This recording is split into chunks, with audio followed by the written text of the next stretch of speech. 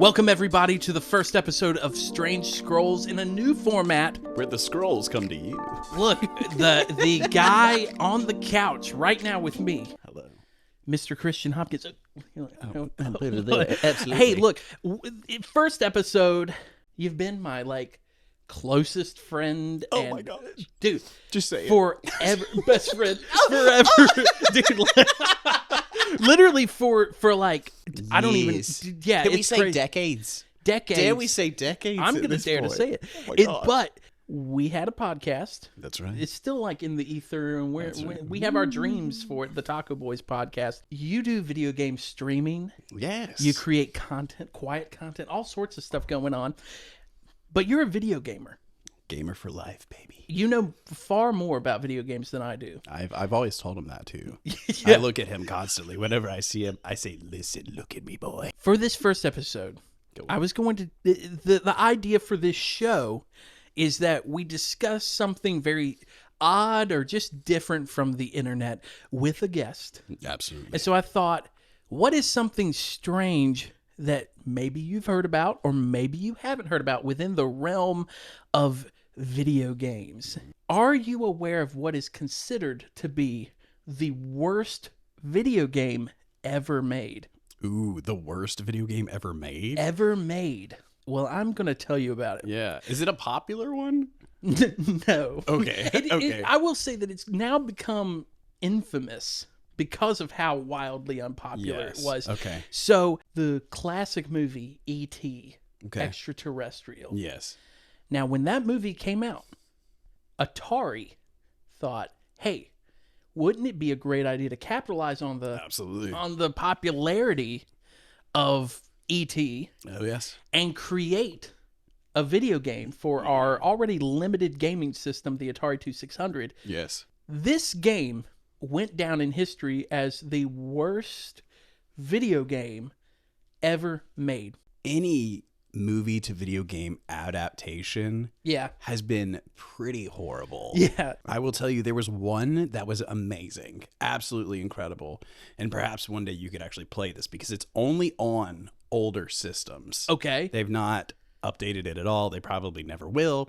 It was Percy Jackson's King Kong. We played this Dude, together. I loved playing this game as a kid. I want to play it now. I just have to figure out a way to make it happen. We would play it on the GameCube. Yep. And it was incredible.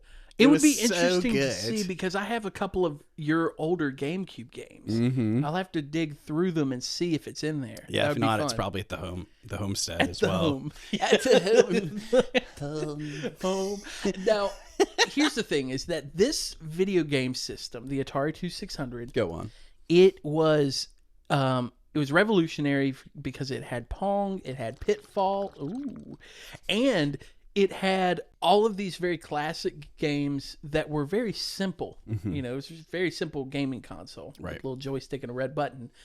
I'm going to show you a picture of E.T. We know what he looks like. Everyone's closing their eyes while they're watching this video. Imagine They're E.T. closing their eyes and going, "Oh, E.T." Now tell me, is this what you picture when you think of I E.T.? do know this, dude. He looks like he's about to teach me a letter of the alphabet. So there were a couple of things that really worked against the E.T. game. One of which was the Atari was already kind of outdated. There were other video game consoles that were coming out that were just better graphics happening already. Absolutely. I mean, this was the same time that Mario, where he's going against Donkey Kong, is out. Dang. Atari decided we're going to acquire the game rights, and they go to this guy named Howard Warshaw, and they're Okay. make a game. Yes. And he was pretty innovative and all of that stuff, but Atari put a really unrealistic expectation on him. And they felt like if they didn't release it soon, that they wouldn't be able to capitalize on the E.T. movie Oh, of course. popularity. Yeah, Now, absolutely. have you ever seen E.T., by the way? No. It's okay. Yeah. There's- I haven't found a need to go back and watch it. Well, roll film. And it just turns into a full stream Hello of and welcome everyone. to a reaction video of Strange Squirrels. We're just like sitting on the couch watching E.T. for an hour and a half. It's Strange Squirrels just because we put on a movie and we're just all like, well, that's strange. And you're like, Only say it's strange, yeah. And it's crazy because you're not even ready for the Marvel series we're going to do. I'm marveling at that. Well, I was implying a Doctor Strange watch because it's I marvel at how strange it is. I'm marveling. With the unrealistic expectations that were put on him. Yes. There were more E.T. cartridges made than Atari consoles that had been made. Wow. Which is because everyone's going to want to own two. Well, that's the thing. Is like there was a problem where they thought that the game would boost the console sales, but they didn't make more consoles. They just ended up making more games. Interesting. Then it sucks. And there was even a note taken where it was like the people that bought this game were grandparents or parents that were like, oh, I bet my child or my grandchild would like E.T. Absolutely. Little Phil loves E.T. He loves E.T. He loves riding his little bike. Get him that game. And so they got him the game, and little Billy sits down, and he starts to play it, and he's like, there was a glitch within the game. There were these holes around the map. Okay. And if E.T. all but like grazed a pinky toe, he fell in that hole. People were like, why would I play this game when I've got Pitfall to play on the Atari? Pitfall. And that's where the urban legend comes in. Ooh, urban legend. Atari took all of the unsold games, Okay, buried them in a landfill in New Mexico, poured cement over it, and washed their hands of That's hilarious. I thought you were going to say they took all of them. They melted down the plastic and they formed it into a mold of And they E.T. made Sega Genesis. I was going to say they made the E.T. out of it. And there is an E.T. Where did which came first, the movie or the game? You know, it was such a bad game that they thought the only use we have for it now is to bury it. Or this is the rumor. Take it out back. Yeah. Hey, we got a job for you, Tony. Well, ends up though, it wasn't Tony. There's a guy named James that came forward and admitted to it. I want you that to. He did it? He admitted that he helped with the burial. Should we make a spit take there? How many games do you think James buried? James. What are these rhymes? I feel like. So James with the games. How many games do you think James buried in New Mexico or admitted to? Oh, 50K. All right. The real number, 728,000 copies of the E.T. cartridges. 700. That's crazy. That's such a high number that when I read it, I thought I read it wrong. Dude, yes. Why would they double check my work? Why would they make that many copies? I don't know. This was the most copies of an Atari game that they ever made. They made 1 million? Because again, E.T. was a smash hit movie. Like it was a smash. It was a smash. And at that point though, you know, Steven Spielberg's like riding high with this, and Atari is like, this game is going to be massive. We need to print so much of it because it's made so much at the box office. Every kid's going to want an Atari and they're going to want to play it. They just didn't realize that by putting that pressure, it was going to be so bad. Yeah. Just buried alone. That's insane. There's no way. Yeah. I don't believe it. I'm sorry. So there's no way they made 1 million copies of this game. They made over 1 million copies. They made of the 1 million copies of a Sega. Yeah. Now, see, the thing is though that how we feel right now is how other people have felt for years, which is like, why would they make this many? And there's no way this is true. Yes, absolutely. So in 2014, there was a documentary about this, and they went and they found the landfill. and they found 1,300 cartridges total. Only 10% were the ET game. But that means that there are like 720,000 unaccounted for ET games. Cartridges. And so that's where we're left. That's the strange thing today. I mean, you want to say aliens, right? Aliens. I don't know. ET. He came back for his game. He said, "Go game." Literally, he was in the movie. He went home. He comes back, finds out we made a game about him. He was happy about it. He loved it. Yeah, he loved falling in that little hole. It's like fanfic. Oh my! Hey, everyone, go ahead and post. Everyone, go search ET fanfic. Go to the subreddit for this channel and just go ahead and post all of your fanfic. Oh my goodness! That's the lost treasure of El Dorado. So is the lost treasure of ET. What is a game that you feel like you didn't really hear much about that you think didn't deserve that flack? You know, it didn't deserve being. It didn't deserve being graded so low. I mean, you kind of already mentioned the King Kong game, dude. I mean, I feel like that game is also like universally like loved as well. Probably it is. I really haven't looked into it, but it's so good. I mean, you literally have Jack Black, right? Yeah. The funniest thing is Jack Black is yelling at a character named Jack, so it's really funny because he's like, Jack. I think I watched that movie once, and I said, "Yep, that was a movie." I'll say this about King Kong, and then we'll keep talking games. But that movie, the Percy Jackson one, it's like the first hour and a half are a killer movie, and then they get to New York, and it's the lamest thing I've ever it's like seen. They came back and they captured it. Yeah, you're like, I forgot this was King Kong for a second. Yeah, they like just should have left everything on the island, and they survived.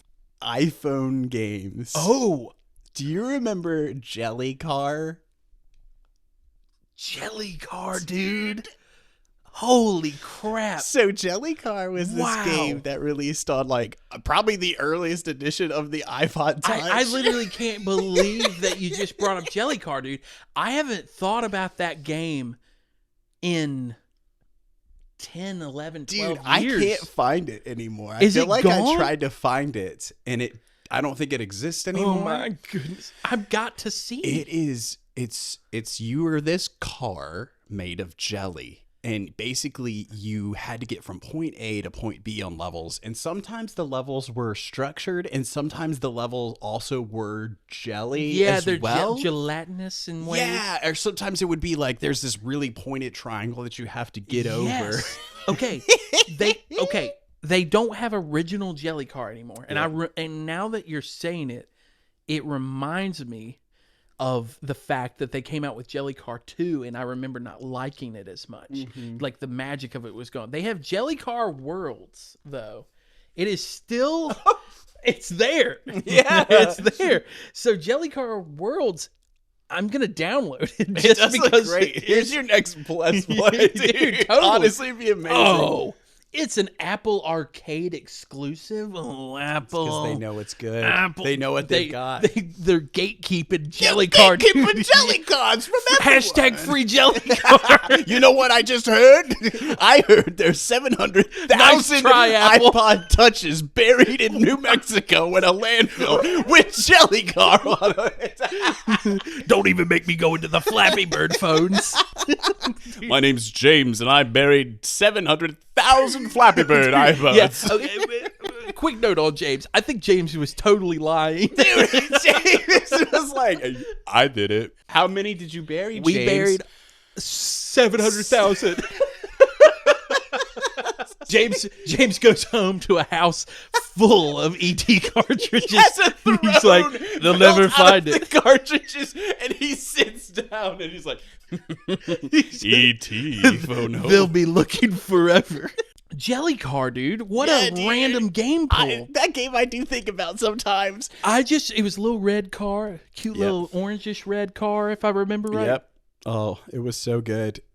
There was a real renaissance of iPhone games. You know, the likes of Pocket God, Doodle Jump, Jelly Car, Jetpack Joyride. Dude, Jetpack Joyride is still there. It's still there and it's good. Still going. I really enjoyed a lot of the games that like definitely were just like the old Flash games on the computer that they just turned into. Like there was the buggy jumper or whatever, or shopping cart. And you would run down a hill as a guy on a shopping cart, and you could upgrade the cart to like roll faster, have rockets on it, have wings, have all these different things where you have to reach a certain There was point. also Line Rider that was a thing for a while. Too. And again, it's nostalgia does a lot. True. So there are people, for example, online that talk about the ET game, and they're like, we kind of love it. Sure. You know, people love the original Super Mario, but then there's people who love the Kong game, the King Kong game, or Doodle Jump, or Jelly Car. That's true. But nostalgia goes a long way. Dude, it does. And it's crazy to see the resurgence of games that are now going back to the older style. So many games now that are popular are basically pretty much going back to not necessarily that kind of graphics. There are a few. Like Undertale was one of like 2015, I think. I was watching you play Undertale the other night, and I'm watching it, and I'm like, it felt good to watch that game, and it's so popular. Yes. But it is very much formatted like a 1980s could have been on that. It literally could have played kind of on that. Just like it probably would have looked a little bit worse, but you know, it's one of those things where it's crazy, and it's crazy because a lot of the people playing the games were not alive during the time of these games being out, and they're loving it. It makes me wonder if there's ever going to be a time where it's like the graphics of like the GameCube, where people are like, we associate that with old school gaming, so now we're purposely making games look like that. That'd be crazy. So we'll be alive to see it. It's kind of crazy because Nintendo's still doing it. They're like, we're going to get there on the Switch 5. They're like, we'll eventually update our graphics. We're still using Mario Kart from like the Wii U. But Christian, thanks for doing the first episode of Strange Scrolls in person. Oh, absolutely. I mean, that's fun. My pleasure. And so where, people can find you on Twitch. Yeah, that's right. Yeah, Twitch.tv/GHOXSTEY. Ghosty, spell it for him, boy. GHOXSTEY. I'll put a link down in the description. That's it. We're done.